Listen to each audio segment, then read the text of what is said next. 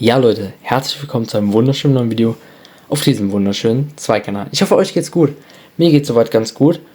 Heute reden wir über das Thema, ob Eda Shouri denn schon unter Vertrag ist oder zu teuer ist. Da gibt es nämlich sehr, sehr viele Details mittlerweile zu dem Deal oder auch nicht Deal. Lasst an dieser Stelle noch gerne ein Like und ein Abo da. Das würde mich riesig freuen. Ist riesiger Support für den Kanal. Ich versuche so schnell wie es geht Infos, Analysen und so weiter für euch zu machen. Deswegen gerne supporten. Und damit fangen wir direkt an. Offenbar buhlt der erste FC Magdeburg um 15 Tore-Mann Zakaria Eda Shouri vom SC Telstar.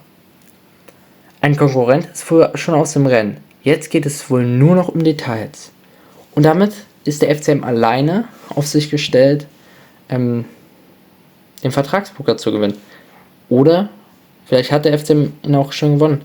Viele Infos deuten darauf hin, dass da sehr, sehr, sehr viel dran ist. Muss man auch sagen. Also Interesse haben sie zu 100%. Zudem ist Tatsuya Ito schon weg. Gerüchte über mögliche Wechsel von Jason Checker und Levan Boscho ebben nicht ab. Auch zuletzt hat Ottmar gesagt und Christian Tietz, dass Checker sehr, sehr wahrscheinlich noch gehen könnte, wenn er möchte. Jedoch ist er auch aktuell im Team gut. Vielleicht bahnt sich da auch nochmal die Chance an für ihn. Levan Boscho denke ich aktuell eher nicht, dass er noch wechselt. Das hat er auch schon klar angedeutet. Ich kann mir sehr gut vorstellen, er hat gesagt, er geht in die Rückrunde und er freut sich sehr darauf mit dem FCM in der zweiten Bundesliga. Also ich denke mal nicht, dass da ein Wechsel noch entsteht. Was mich sehr freuen würde. Vielleicht ja, ich würde es ihm gönnen, wenn er im Sommer dann geht. Vom Herzen. Allesamt Außenstürmer beim 1. FC Magdeburg. Wird der Club deswegen schon bald auf dem Transfermarkt aktiv und holt Ersatz? So soll der 1. FCM großes Interesse an Zakaria Eda Shouri haben. Der 24-jährige Stürmer spielt derzeit beim SC Telstar in der zweiten niederländischen Liga. Mit 15 Toren und 2 Vorlagen in den vergangenen 21 Spielen führt er nicht nur die Torjägerliste in der Liga an, sondern spielt sich auch in den Fokus mancher Clubs. Und das ist ganz wichtig zu sagen, denn er spielt beim Club, der ganz, ganz weit unten vom Marktwert steht. Und nur durch ihn stehen sie überhaupt im Mittelfeld. Ohne ihn wären sie wahrscheinlich Vorletzter. Hinter Arnheim, die natürlich Minuspunkte haben, was auch sehr, sehr weh tut, weil Vitesse Arnheim schon ein sehr, sehr bekannter Club ist in den Niederlanden, die sehr wahrscheinlich nach der Saison in der dritten Liga spielen werden. Was einem im Herzen weh tut.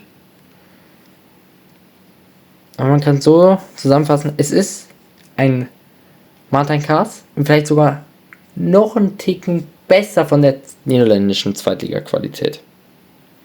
Nach der aktuellen Saison. Kann natürlich auch täuschen. Aber mir gefällt er sehr, sehr gut. Er ist ein sehr, sehr ähnlicher Spieltyp wie ein Mohamed El Hankouri, wenn man es auch sagen will, gerne Levan Boscho. Offenbar werden die Bemühungen vom FCM um den Stürmer konkreter.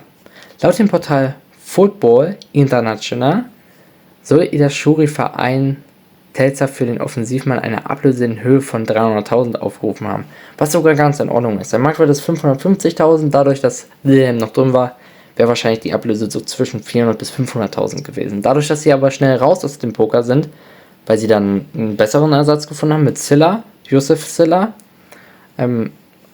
ist das natürlich jetzt nochmal gesunken. Das ist auch für uns ganz klar noch zu viel. Der dem gleichen Bericht nach nicht mehr als 220.000 Euro für Eda Shouri ausgeben möchte. Das sind 80.000. Glaubt man dem Bericht, verhandelt FCM-Sportchef Ottmar Schock also gewohnt hartnäckig. So wie immer, man kennt es von ihm. Das lieben wir alle. Es ist sehr, sehr fair und es zeigt aber schon wieder, man will wieder Geld in die Hand nehmen. Der FCM nimmt aktuell sehr, sehr viel Geld in die Hand, um Spieler zu kaufen. Ich kann mir auch sehr gut vorstellen, dass man im Sommer sehr, sehr viel Geld plus machen wird durch Verkäufe. Muss man halt gucken, welche Spieler dann genau gehen oder auch welche nicht gehen. Es würde mich auch sehr freuen, wenn ihr da bleibt. Man muss sowieso gucken, wo die sportliche Zukunft hingeht. Zweite Liga, erste Liga, vielleicht auch dritte Liga. Man weiß es aktuell noch nicht, aber ich denke mal, dritte Liga kann man definitiv ausschließen. Zudem berichtet das niederländische Sportportal NH Sport, dass Eda Shouri bereits einen Vorvertrag mit einem Verein unterzeichnet habe und zitiert dabei den renommierten ESPN-Analysten Hans Cray Jr. Doch der Stürmer selbst dementierte das in einem Video-Interview. Also eventuell hat vielleicht doch Willem Tilburg schon den Vorvertrag.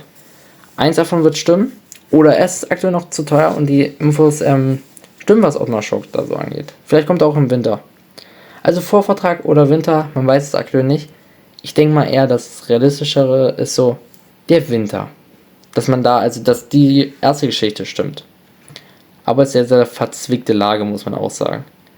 Neben dem 1. FC Magdeburg soll laut Bild auch der niederländische Topclub Willem II Tilburg an Eda Shouri dran sein. Willem jedoch ließ sich stattdessen Mittelstürmer Yusuf Silla vom belgischen Erstligisten Charleroi SC aus. Zakaria Eda Shouri stand in der laufenden Saison in jedem Spiel in der Startelf, absolvierte nahezu jede einzelne Minute und war an jedem zweiten Tor beteiligt, was absolut krank ist.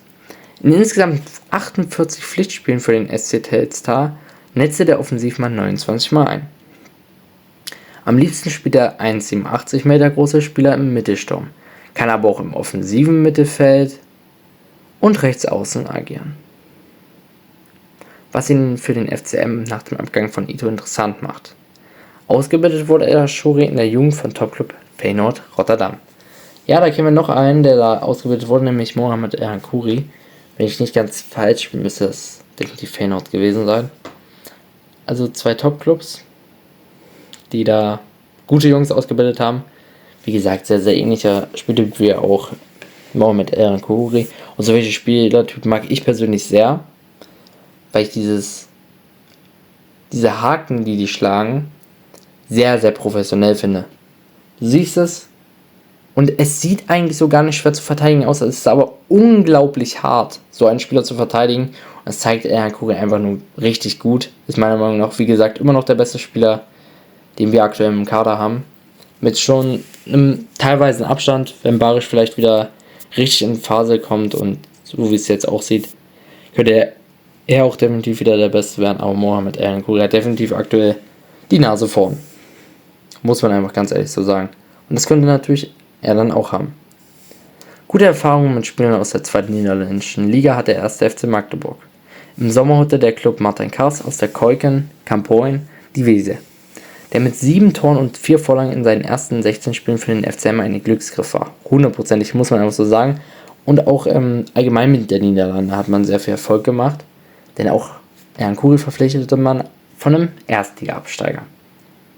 Und das war definitiv mehr als ein Glücksgriff. Nach einem ersten schlechten Jahr ging es im zweiten richtig los und im dritten geht er komplett ab. Bislang gab der FCM in diesem Winter nur einen einzigen Neuzugang mit Alexander Al-Ormström bekannt.